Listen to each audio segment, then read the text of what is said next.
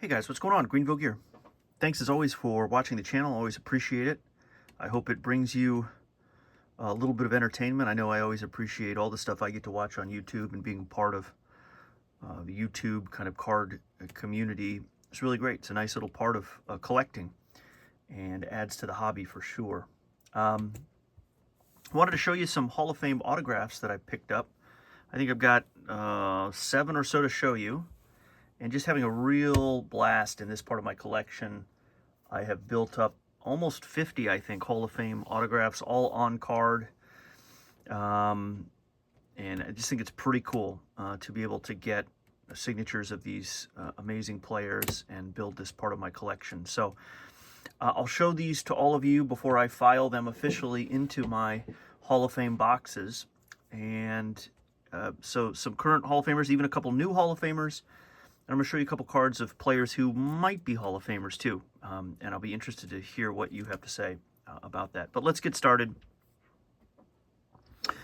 This is the first pickup that I have, Eddie Matthews. And this is just an incredible autograph. He did not overlap with his hat on the right-hand side, just got that signature on the nose. This is a great Upper Deck set, legend set. Epic signatures. Very cool. I don't love this photo, I'll confess. Very much a picture of Eddie from later on in his association with baseball. But nevertheless, I just could not pass up the opportunity to have an Eddie Matthews autograph. And so I grabbed this one. And it fits within my collection. I really like the blue ink on the white background, or the lighter background, in this case gray. It really works. As you can kind of see in my background, I love collecting these National Treasures, Chris Dunn cards. Something about the blue on the white, just really great. So that was Eddie Matthews. Again, kind of a little bit of an underrated Hall of Famer. The guy had more than 500 home runs, and power hitting, slugging third baseman. Great player. Another great player, and an autograph that I'm really pleased as punch to have, is Johnny Bench. And Johnny signed this one with a plum, as you can see here. He's got some big swoops on there, really nice. Numbered 73 out of 75, which is a nice homage to the Big Red Machine, perhaps, and those World Series titles. I think, what, 75, 76, or 74? I forget, but, and forgive me, but there's Johnny Bench. Changed the game for catchers, as we know. You know, catcher as a position was often just kind of defensive first, but not Johnny. Over 300 home runs, I think a couple MVPs. There's a funny moment in that recent Pete Rose documentary about, Pete Rose thought he was going to get the MVP and Johnny Bench got it instead, and a little bit of tension between those two guys as teammates. But anyway, there's the Johnny Bench auto. Just excited. The Tier 1, Topps Tier 1 is an interesting set too. If you know anything about why these seem to be, I think the card quality is really nice, but they seem to be a lower price point sometimes than 5-star or something else. I've had a blast picking up Tier 1 autos. I think they're 15 to 20% cheaper than some of the other subsets, and I'm not sure why. So if you know, let me know. Next auto, and Hall of Famer, this is Robin Roberts. What a beautiful autograph I think this is. Just a stunner. Really nice, clean, dark blue, vibrant on the white. Roberts is the great Hall of Fame pitcher for the Phillies. This is from Topps Gallery, and here it is, 2003. And so they had this Hall of Fame edition, and I would honestly get more of these if I could. I don't love usually artwork, but prefer picture. But this is just a beauty. Just a stunning autograph, really nicely placed. And now I've got a Robin Roberts autograph. Pretty cool. Next is an upgrade. And maybe I'll show you the one that I'm cycling out of my collection. Here's the Duke Snider I had. And if you look at it, and you kind of see here, the glare obviously makes it worse. But the autograph is pretty clean, but it's on this very busy background. Donruss put out this Signature Series set. This one's numbered to 2000, and I like that. It's pretty cool, but it definitely feels, kind of late 90s-y, and I got this one for steel, but I just didn't love it because of the way that the signature kind of gets lost in all of that. So I've been kind of on the lookout for a new Duke Snider, and this is the one I'm replacing it with. I wouldn't say this autograph necessarily or signature is much better, but it is on the white background. It's a little cleaner, a little more vibrant. You really can make it out. I like the picture with the multiple bats. And so this is from SP Authentic, Sign of the Times. And so this is my new Duke Snider. This one is also numbered. It's a lower number. It's hand numbered to 500. So I think this is the one that will stay in the collection. This one was delivered in a screw down one touch. My format is to put them all in a one touch like this with a sleeve. And so I'll swap this one out and I'll get out a little screwdriver and fix that. But anyway, love this one. I think it's really sharp. I think it's a nice little upgrade. You may agree or disagree. But I just think it's a little nicer example for the collection.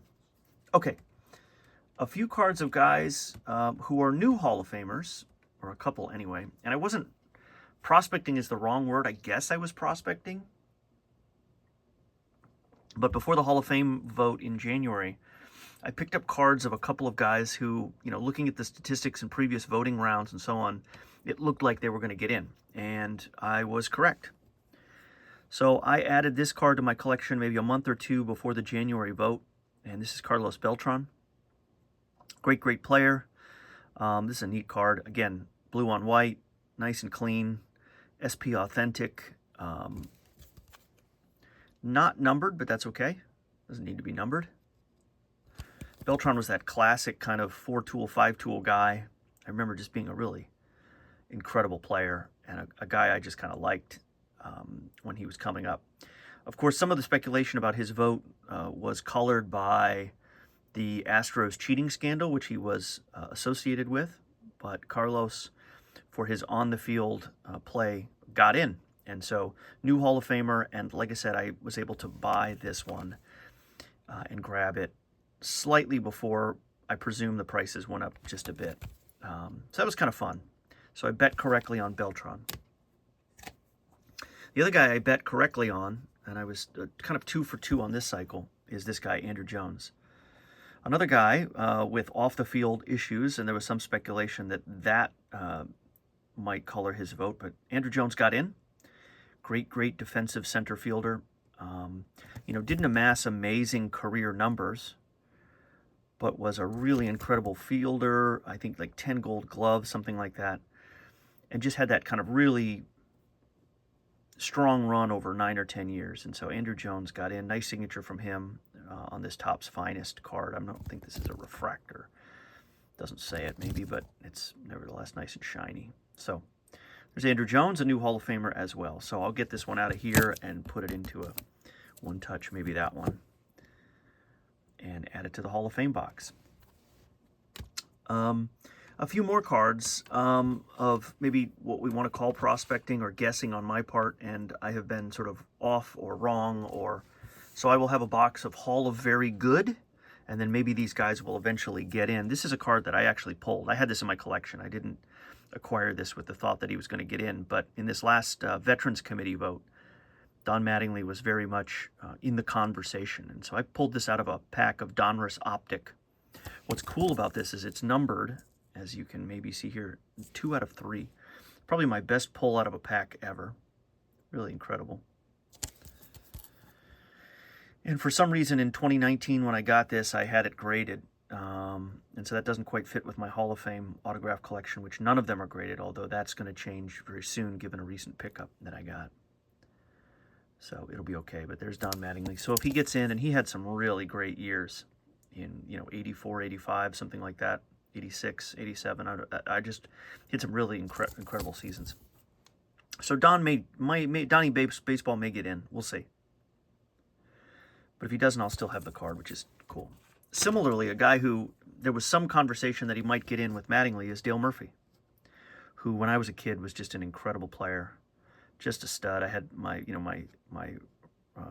Rawlings baseball glove was a Dale Murphy edition. This is numbered 1 out of 25. This is a Topps Museum collection / archival autograph. Dale Murphy. And Dale may still get in. We'll see. He may not. But either way, he'll be in my collection, and I'm happy to have him in the Hall of Very Good. And never, if he doesn't get moved to the Hall of Fame box, that's okay, because Dale Murphy was just a stud. That's a great autograph, too. Nice in that window, and so on. And then lastly, a card of a guy who now I'm kind of thinking might get in, not next year necessarily, but maybe the year after. Felix Hernandez.